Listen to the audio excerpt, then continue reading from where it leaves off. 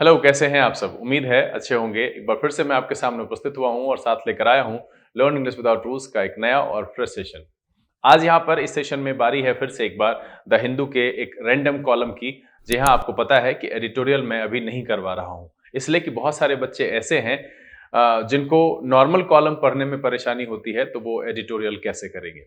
इसलिए मैं ये समझता हूँ कि धीरे-धीरे हम 10-15 सेशन में नॉर्मल कॉलम को उस जगह पर पंक्ति के हिसाब से जो शब्द आएगा उसमें कठिन, उसके हिसाब से उसकी मीनिंग वहाँ पर करके ये समझने की कोशिश करेंगे कि शब्द को संदर्भ के हिसाब से जो है अर्थ में बदला जा सकता है और उसे आसानी से समझा जा सकता है।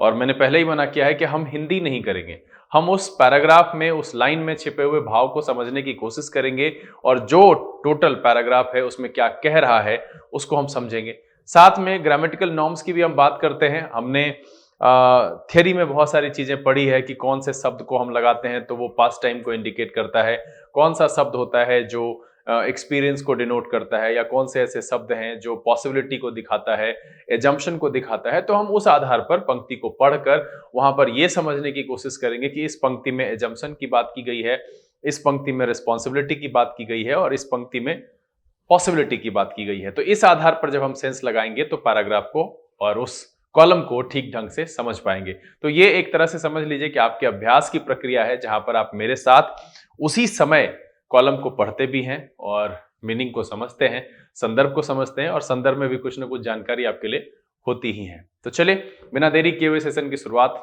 करते हैं। आप नोटबुक और पेन लेकर के तैयार हो जाइए। हो सकता है कुछ नया वर्ड मिले, कुछ नई बातें हो जिसे नोट डाउन करना हो, तो उस समय में अफरा तफरी हो जाएगी। तो इसलिए नोटबुक और पेन लेकर के तैयार हो जाइए। देखते हैं कि आज के कॉलम में आखिरकार क्या है और हम इसकी मीनिंग कैसे करते हैं, साथ में कौन कौन से वर्ड्स वहां पर सीखने को मिलते हैं। चले देखा।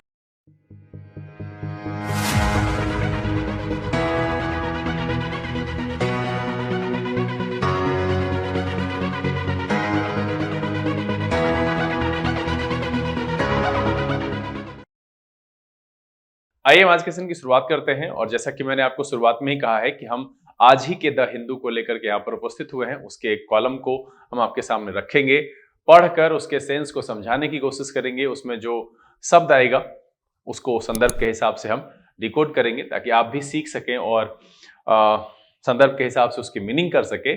साथ में मेरा ये उद्देश्य भी है कि बच्चे हमेशा ये समझते हैं कि अगर मैं संदर्भ के हिसाब से उस शब्द की मीनिंग नहीं कर पाया तो मेरा पूरा पैराग्राफ बर्बाद हो गया। तो मैं यहाँ पर बताना चाहता हूँ और ये लेकर के भी मैं इसलिए आता हूँ कि आपको मैं भरोसा दिला सकूं कि किसी एक शब्द के मीनिंग के ना आने से उस लाइन को ऐसा नहीं है कि पूरी तरह से या आंशिक तौर से नहीं समझा जा सकता है। ठीक है, पूरी तरह से सटीक नहीं समझेंगे, लेकिन 70 से 80% के बीच में बातें समझ में आ जाती है और बाकी उस शब्द की भारपाई जो है आसपास के सेंटेंस से हो जाता है कि आखिरकार पॉजिटिव कह रहा है या नेगेटिव कह रहा है। पिछले 2 एपिसोड आपके सामने मैंने रखे हैं और उसमें आप इस बात को समझ पाए होंगे।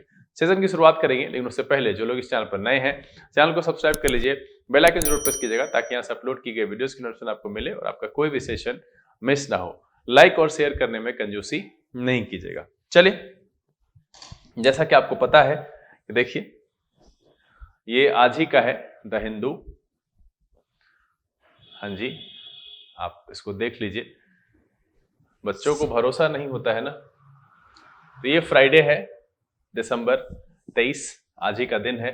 हम इसमें आगे बढ़ते हैं और बाकी सारे वही पॉलिटिकल ड्रामा वाले कॉलम्स हैं, तो वो आपको मैं नहीं पढ़ाना चाह रहा था। मैं कुछ ऐसा चाह रहा था कि जो आपके लिए थोड़ा सा जानकारी भरा हुआ भी हो और मजेदार भी हो। तो इसीलिए, और यही एडिटोरियल है। देखिए एक होता है पेज जहां पर कि स्पष्ट लिखा हुआ होता है द हिंदू एडिटोरियल। तो यही है, हम इसको बाद में करेंगे, अभी हम नहीं कर रहे हैं। धीरे धीरे समझदारी बढ़ जाएगी तब हम इसको करेंगे। ठीक है, चलिए आज जो हम यहाँ पर कर रहे हैं उसमें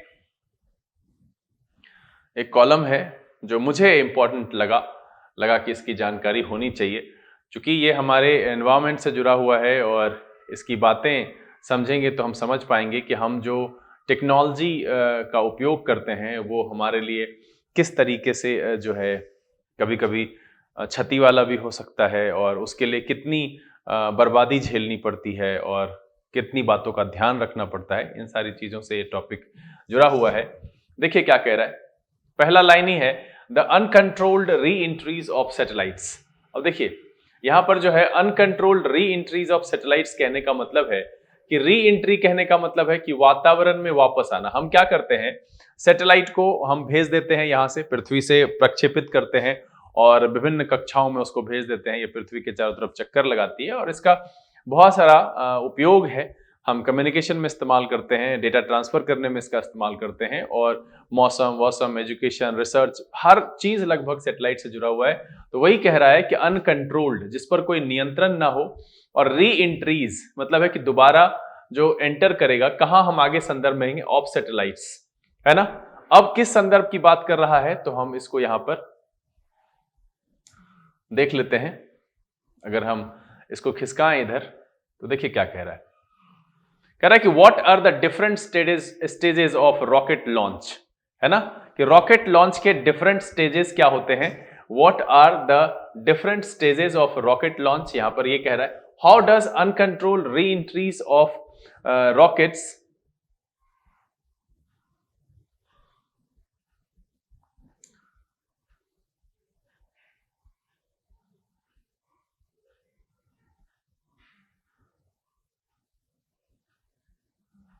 बहुत बड़ा है।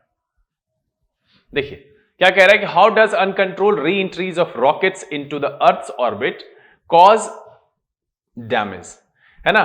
कह रहा है कि what are the different stages of rocket launch, rocket launch के डिफरेंट स्टेजेस क्या हैं, उस पर थोड़ी बहुत यहां बात करेंगे, उसी से जुड़ा हुआ ये टॉपिक है। कह रहा है how does uncontrolled re-entries of rockets into the earth's orbit cause damage, किस तरीके से जो अनकंट्रोल्ड री एंट्रीज है रॉकेट्स की अर्थ के ऑर्बिट में, वो उसके लिए हानिकारक है, डैमेज करता है। What are the danger highlighted in the letter written by outer space institute, OSI करके एक है, ये देखिए यहां पर आपको फुल फॉर्म भी सीखने के लिए मिल गया। आउटर स्पेस इंस्टीट्यूट है जिन्होंने अपने चिट्ठी में हाईलाइट किया है कि what are the dangers highlighted in letter written by outer space institute. अब देखते हैं यहां पर, देखिए कि रिटन लिखा गया है, इसमें हैजैब नहीं लिखा गया है, तो ये घटना हो चुकी है और पहले से लिखी हुई है, उसी बात को यहां पर प्रेषित किया जा रहा है, इसलिए उन्होंने लिखा है कि letter written by outer space institute, है ना, the uncontrolled re-entries of satellites. चलिए हम इसमें आगे की तरफ बढ़ते हैं, तो पैराग्राफ में यहां पर आते हैं। कह रहा है कि the story so for, story क्या है, कह रहा है more than 140 experts and dignitaries. अब देखिए डिग्निटरीज का मतलब क्या है, आप जानते हैं डिग्निटी का मतलब क्या होता है, डिग्निटी का मतलब होता है सम्मान, है ना, डिग्निटी का मतलब होता है मान, सम्मान। तो जब हम डिग्निटरीज की बात करेंगे तो इसका मतलब है कि सम्मानित व्यक्ति से करेंगे। जब एक्सपर्ट कहा है यहां पर, है ना, एक्सपर्ट्स कहा है, and dignitaries have signed an open letter published by outer space institute calling for both national and multilateral efforts to restrict uncontrolled re-entries। किस चीज की बात कहा है, रिस्ट्रिक्ट करने की बात कहा है, ठीक है, किस चीज को, री एंट्रीज को चिट्ठी में लिखा है और री एंट्रीज को रिस्ट्रिक्ट करने की बात कहा है। तो यहां पर स्टडी क्या है, कह रहा है more than 140 experts and dignitaries have signed an open letter published by the Outer Space Institute calling for both national and multilateral efforts to restrict controlled re-entries। मतलब है uncontrolled re-entries, है ना, controlled re-entries होगी तो उसमें क्षति नहीं होगी, हम इस पर आगे बात करेंगे कि किस तरह की बात है। कह रहा है the phenomenon of rocket parts falling back to earth in unguided fashion once their mission are complete। ये uncontrolled re-entries को यहां पर डिफाइन किया, कह रहा है कि द phenomenon जो है कि the of rocket parts falling, तो अब इसकी मीनिंग नहीं पता मुझे, तो इसको क्या कहेंगे, घटना कहेंगे। वही आ रहा है, rocket parts falling back to earth in unguided fashion once their mission are complete. मतलब एक बार जब उस रॉकेट का मिशन कंप्लीट हो जाता है, तब जो वो अनगाइडेड फैशन में नीचे गिरता है, फॉलिंग बैक टू अर्थ, ये कहलाता है अनकंट्रोल्ड री एंट्रीज, है ना। कह रहा है कि among others the letter is addressed to S Somnath, chairman of Indian space research organisation. अब एक जानकारी आपको यहां से मिली कि क्या एस सोमनाथ जो है वो कौन है, chairman of Indian space research organisation, ISRO के, है ना। तो यहां पर क्या कह रहा है कि अनगाइडेड फैशन में जो री इंटर करता है, वो वापस आता है जब एक बार मिशन पूरा हो जाता है रॉकेट का, उसी को से रिलेटेड है ये स्टोरी, है ना। और एड्रेस किसको किया गया है? Letter is address to S Somnath, chairman of the Indian space research organisation ISRO. अब देखिए इसके बाद एक बहुत ही इंपॉर्टेंट जानकारी यहां पर है कि what are the stages of rocket launch. अब रॉकेट लॉन्च के स्टेजेस क्या क्या होते हैं उसके बारे में यहां पर जानकारी दी गई है। थोड़ा सा मैं इसको जूम कर लेता हूं, इधर ले आता हूं। कह रहा है कि the Soviet Union launch the first artificial satellite in 1957। पहला आर्टिफिशियल सैटेलाइट कब लॉन्च हुआ? 1957 में, है ना। यूनियन, सोवियत यूनियन जिसको आजकल आप रशिया कहते हो, टूट गया है और इस पर बहुत सारी जानकारी है। और उसी टूट का नतीजा है कि अभी रूस और यूक्रेन में लड़ाई चल रही है, 10 महीने लगभग हो चुके हैं। कह रहा today there are more than 6000 satellites in orbit, most of them in low earth, यानी कि 100 to 2000 kilometre, and geostationary 35,766 kilometre orbit. अब देखिए ये जियो स्टेशनरी क्या होता है, इस बात को अगर आप समझेंगे तो जियो स्टेशनरी क्या होता है। देखिए ये पृथ्वी है, ठीक है। पृथ्वी अपने जो है अक्ष धुरी पर घूम जाती है 24 घंटे में। अब कोई सैटेलाइट ऐसा रखा है इसके सामने कि ये भी अपने एक सर्कल पूरा कर लेता है 24 घंटे में। तो ये जिस जगह से है वहीं पर रहता है, मतलब अर्थ के जिस जगह के ऊपर फिक्स किया गया है, मतलब पृथ्वी का एक जो गति है अपने सेंटर पर और जो सैटेलाइट के घूमने की गति है, अगर दोनों सेम होगा तो स्थिर दिखेगा सैटेलाइट। तो इसी को कहते हैं जियो स्टेशनरी सैटेलाइट, है ना। ऐसे बहुत सारे सैटेलाइट चक्कर लगाते रहते हैं। यहां पर क्या कह रहा है कि Soviet Union launch the first artificial satellite in 1957। Today there are more than 6000 satellites in orbit, most of them in low earth 100 to 2000 kilometer, and geostationary 35,786 kilometer orbit, placed there in more than 5000 launches, है ना।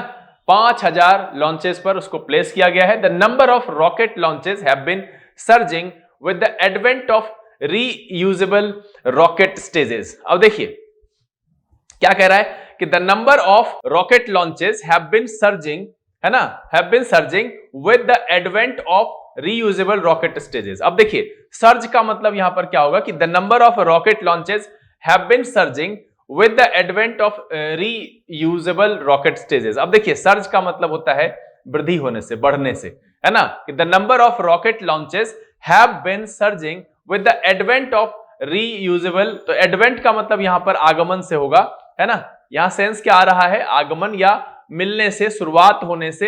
तो उस आधार पर इसको कह रहा है कि सबसे पहले तो जियो स्टेशनरी 35,786 किलोमीटर के ऑर्बिट में है, place there in more than 5000 launches, 5000 launches के माध्यम से, और मोर देन कह रहा है उसको वहां पर फिक्स किया गया है, पहुंचाया गया है। कहता है the number of rocket launches have been surging with the advent of reusable rocket stages. जब ये रीयूजेबल रॉकेट स्टेजेस यूज में आ गए, उसका आगमन हुआ, तो रॉकेट लॉन्चेस जो है वो और बढ़ गए, सर्ज हो गया उसमें। कह रहा है रॉकेट्स हैव मल्टीपल स्टेजेस। अब यहां पर फिर एक जानकारी आपको मिल रही है, क्या कह रहा है कि rockets have multiple stages. Rockets के क्या होते हैं? मल्टीपल स्टेजेस होते हैं। One stage has increased the rocket's altitude and velocity by a certain amount of rocket set, है ना। क्या होता है कि once a stage has increased rocket's altitude and velocity by a certain amount, the rocket sets it। अब देखिए, अब यहां पर sets का मतलब छोड़ने से सेंस में होगा, हटा देने से होगा। जब एक वेलोसिटी और एक सर्टेन अमाउंट तक वहां तक एल्टीट्यूड मिल जाता है तो क्या करता है? The rocket sets it। कह रहा है some rocket jettison all their larger stages before reaching the destination orbit।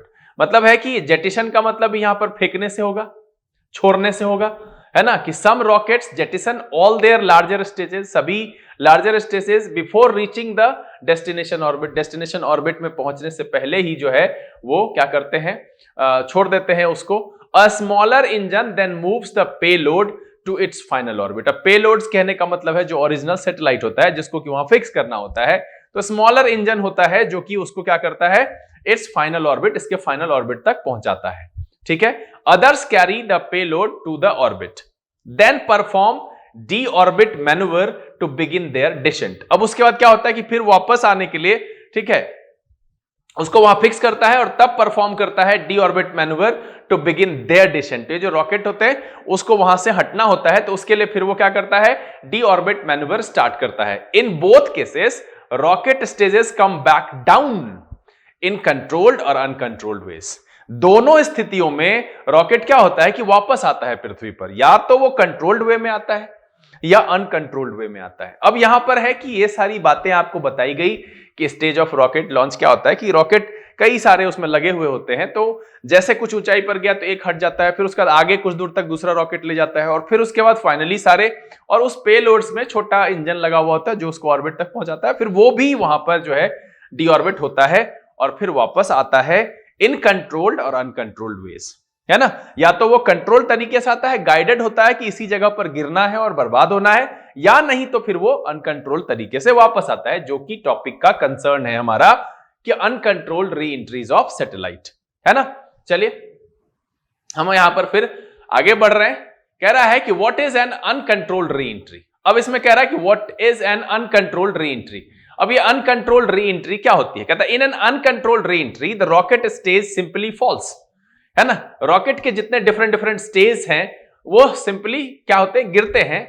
It's path down it's determined by its shape angle of descent. अब देखिए एंगल ऑफ डिसेंट कहने का मतलब क्या है, गिरने का, वहां से हटने का, है ना, वापस लौटने का। तो यहां समझ जाए कि उसका गिरने का क्या है एंगल, उस पर निर्भर करता है पाथ क्या होगा। Air current and other characteristic, हवा किस तरह से चल रही है, किस दिशा में चल रही है, उसकी रफ्तार क्या है।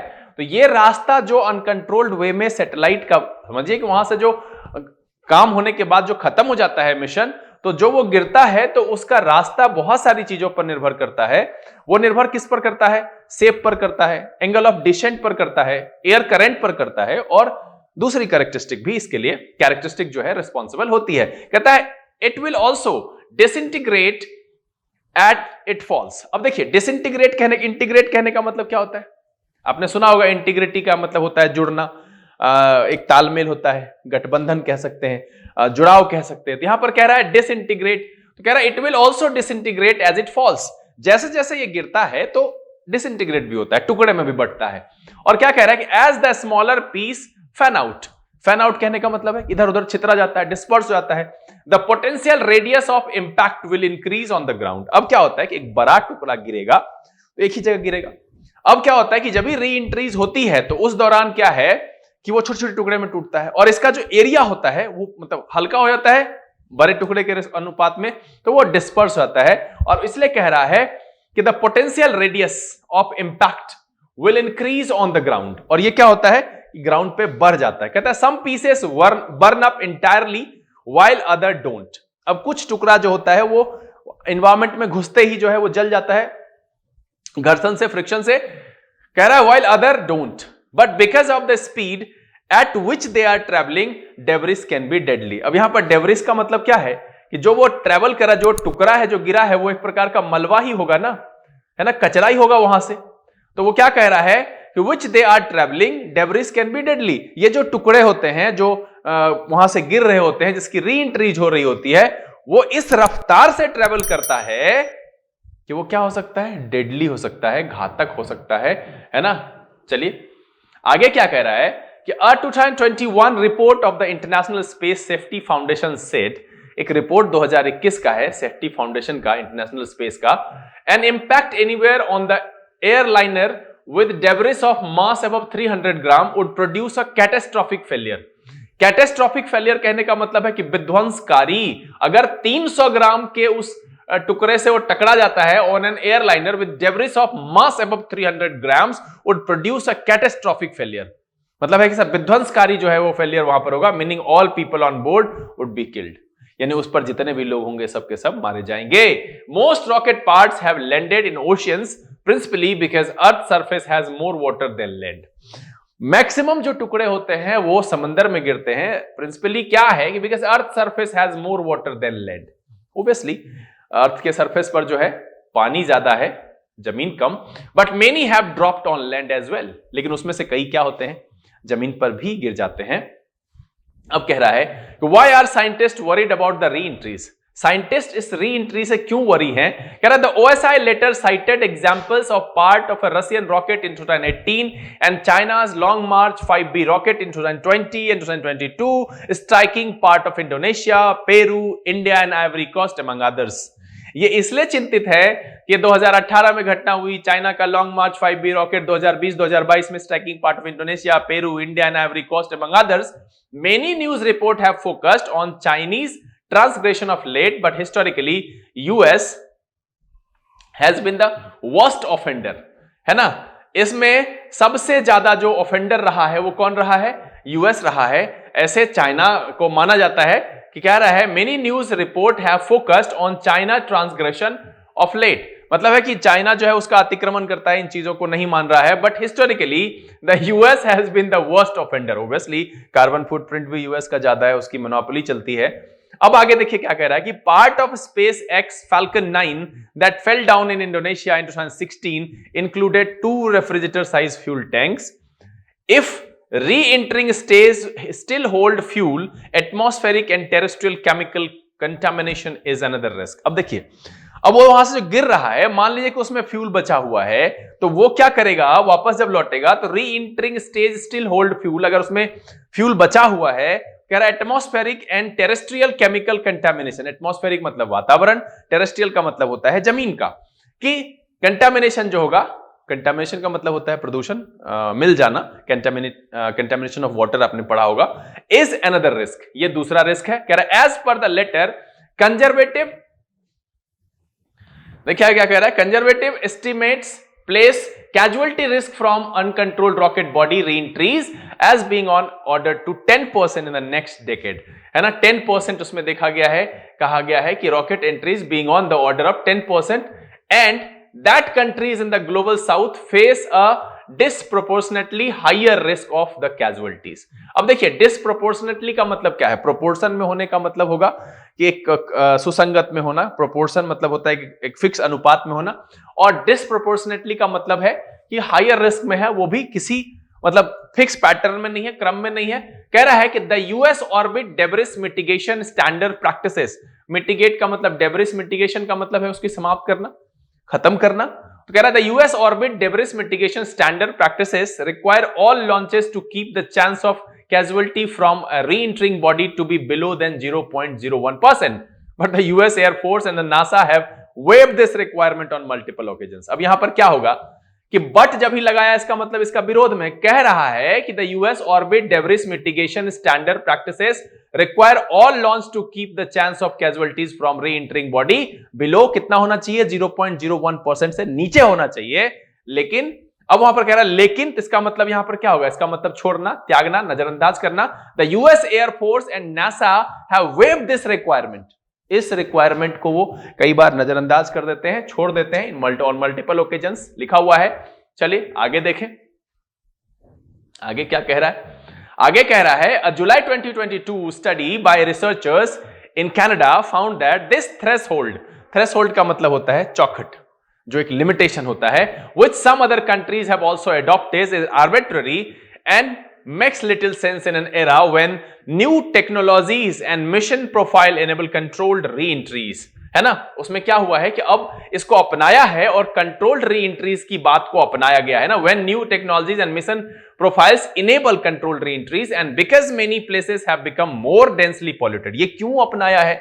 क्योंकि अब जो बहुत सारा जगह है ना, वो डेंसली पॉपुलेटेड हो गया है। पहले क्या था, बहुत कम जनसंख्या थी, लोग मतलब उतने घनी आबादी में नहीं बसे हुए थे, तो अब क्या हो गए हैं, डेंसली पॉपुलेटेड हो गए हैं। कह रहा there is no international binding agreement to ensure rocket stages always perform controlled re-entries nor on the technologies with to do so, मतलब ना ही कोई इंटरनेशनल बाइंडिंग है इसको लेकर के कि रॉकेट के जो इंश्योर करे, है ना, agreement to ensure rocket stages always perform controlled re-entry, जो कंट्रोल्ड री-एंट्रीज करे, nor on the technologies with which to do so, मतलब ना ही इस टेक्नोलॉजी पर है और ना ही ऐसा कुछ की कंट्रोल्ड री-एंट्रीज की बात हो। कह रहा the liability convention 1972 requires countries to pay for damages not prevent them. अब ये जो लायबिलिटी कन्वेंशन है ना, वो कहता है कि require countries to pay for damages, उसको कहता है कि भाई डैमेज के लिए पे करेंगे, नॉट प्रिवेंट देम।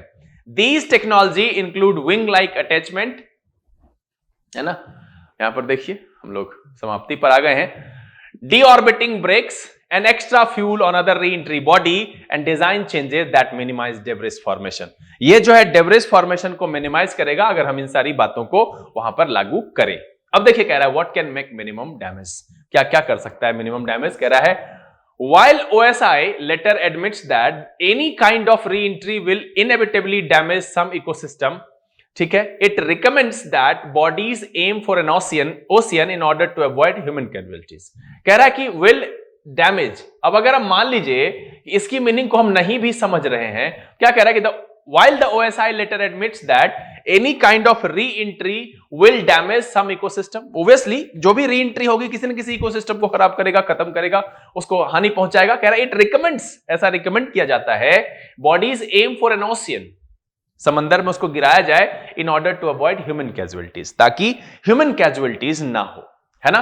कह रहा the letter concludes by asking future solutions be extended to re-entering satellites as well. Advances in electronics and fabrication have made way smaller satellites which are easier to build and launch in large numbers. These satellites experience more atmospheric drag than if they had been bigger, but they are also likelier to burn up during re-entry. Obviously छोटे छोटे satellites की बात करें, बड़े होंगे तो re-entry के दौरान क्या होंगे, टूटेंगे, छोटे छोटे टुकड़े में बटेंगे, उनका जो डैमेज का जो एरिया होगा वो बढ़ जाएगा। तो इसलिए क्या कह रहा है कि advances in electronics and fabrication, fabric मतलब होता है, फैब्रिकेट का मतलब बुनाना, बनना, निर्माण करना। तो क्या कह रहा है, ये fabrication have made way of smaller satellites which are easier to build and launch in large number. These satellites experience more atmospheric drag, मतलब है घर्षण नहीं होता है। If they had been bigger but they are also likelier to burn up during re-entry. अब क्या कह रहा है देखिए, India's 300 kg RISAT-2 satellite re-entered Earth atmosphere in October after 13 years in low Earth orbit. The ISRO tracked it with its system for safe and sustainable space operations management from a month beforehand.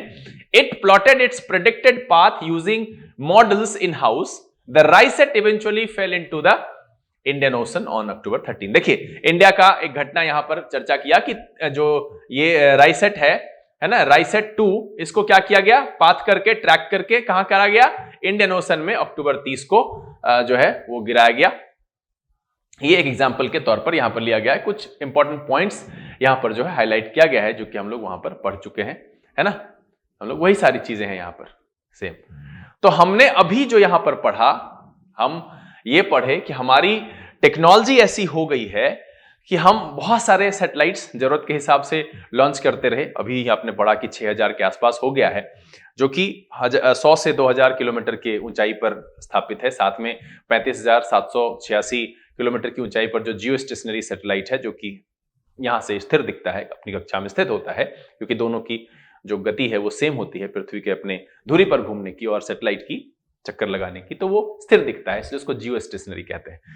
तो इसके लिए एक जो मुद्दा है, वो मुद्दा यहां पर यह है कि भाई उसको जब वो अपना सर्विस पूरा कर लेता है तो उस समय में भी सैटेलाइट नीचे की तरफ आता है, उसको खत्म बर्बाद करना होता है, गिरा देना होता है। साथ में जब हम लॉन्च करते हैं तो रॉकेट डिफरेंट स्टेजेस पर जो यूज होता है, वो जो मलबा फिर से री एंटर करता है, उसको इसके लिए कैसे किया जाए और किस तरीके से, इस बात पर चिट्ठी में एक कही गई है इसरो के जो चेयरपर्सन है उनको, कि ऐसा कुछ किया जाए, और एक एग्जाम्पल इंडिया का रखा गया RISAT-2 का।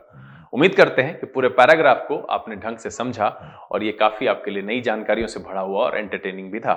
उम्मीद है ये वीडियो आपको पसंद आया होगा। अगर ये वीडियो आपको अच्छा लगा, आपसे लाइक कर दें। अगर आपने चैनल सब्सक्राइब नहीं किया है, प्लीज सब्सक्राइब कर लीजिए, बेल आइकन जरूर प्रेस कीजिएगा, ताकि यहाँ से अपलोड की गई वीडियोस की नोटिफिकेशन आपको मिले और आपका कोई भी सेशन मिस ना हो। समय यहाँ से बिता लेने का, बहुत जल्द इस तरह के एपिसोड के साथ हम आपके सामने फिर उपस्थित होंगे। लेकिन तब तक के लिए आप घर में रहिए, अपना और अपने परिवारजनों का ख्याल रखिए। लर्न इंग्लिश विदाउट रूल्स से this is BK Singh signing off. Keep reading, keep practising. Thank you, God bless you.